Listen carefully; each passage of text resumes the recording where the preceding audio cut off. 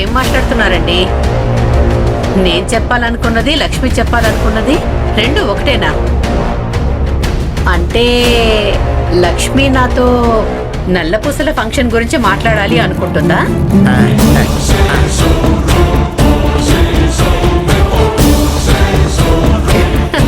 అవునా లక్ష్మి?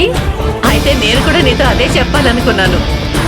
అది కదత్తయ్య, నేను తను చెప్పడానికి అంత సిగ్గుపడుతుంటే నీకు అర్థం అవట్లేదా? పెళ్ళై ఇన్ని రోజులైనా ఇంకా నల్లపూసల ఫంక్షన్ చేయలేదు. నిజానికి తను చెప్పేంత వరకు రాకూడదు భద్రావతి, ఎప్పుడో జరిపించాలి. అయ్యో అది కాదు మామయ్య గారు, నేనేం చెప్పాలనుకున్నానంటే అది నేను నేను చూసుకుంటాను. పెళ్ళైన ప్రతి ఆడపిల్లకి ఆశ ఉంటుంది కదా.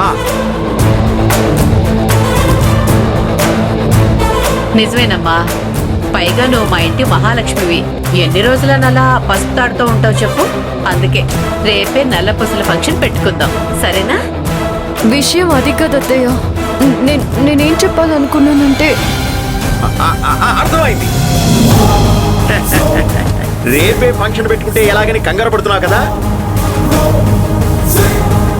ఏం భయం లేదు, ఆ ఏర్పాట్లన్నీ హరి చూసుకుంటాడు. నిజమేనండి, చాలా పనులున్నాయి. అన్నట్టు బంధువులను పిలవడం కూడా మనం ఇప్పుడే మొదలు పెట్టాలి.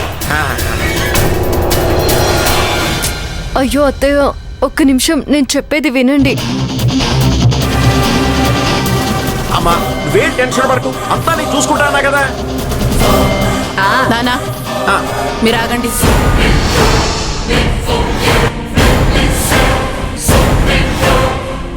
ఏం చెప్పాలనుకుంటుందో చెప్పని. నువ్వు చెప్పు లక్ష్మి.